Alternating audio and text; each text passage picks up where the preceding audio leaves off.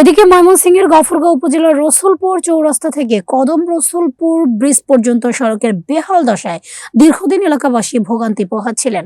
অবশেষে স্থানীয় উদ্যোগে শুরু হয়েছে ভাঙা রাস্তা সংস্কারের কাজ। গফরগাঁও উপজেলা বিএনপির সাবেক যুগ্ম আহ্বায়ক এম.আর. খায়রুলের দিক নির্দেশনায় রসুলপুর ইউনিয়ন যুবদল সভাপতি হাবিবুল্লাহ হাবিব ও ইউনিয়ন যুবদল নেতা মাহাবুল মেম্বারের তত্ত্বাবধানে এ কাজ চলছে।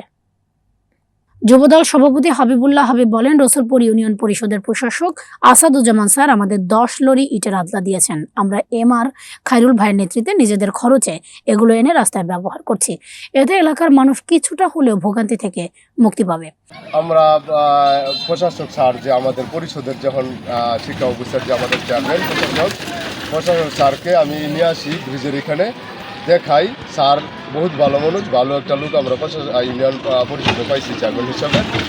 আমি অবগত করার পরে স্যার বলছে যে ঠিক আছে, আপনাদের উদ্যোগে যদি আপনারা এটা করান আমি এটার বাজেট করে দিব, ইউনিয়নের উন্নয়ন খাত থেকে আমি দিব এটা, আপনারা এটা শ্রম দিতে হবে, শ্রম দেওয়া গাড়ি চলাচলের যদি উপযোগী করেন খুব খুশি হব। আমি এটার বাজেটটা তরিত বিদ্যুৎ অনুসারে বইলা আমি করে দিব। এখন যে পরিবেশ আপনারা দেখতেছেন টোটালি গাড়ি চলাচল করার মতো উপযোগী আমরা করে দিচ্ছি। আমরা শ্রম দিয়ে আমরা সাথে থাইকা নিজে কাজ করে এটার গাড়ি চলাচল করার মতো উপযোগী করে দিচ্ছি। এই যে একটা বাস যাইতেছে, 2টা বাস এখানে উল্টেছে, একটা ট্রাক উল্টেছে।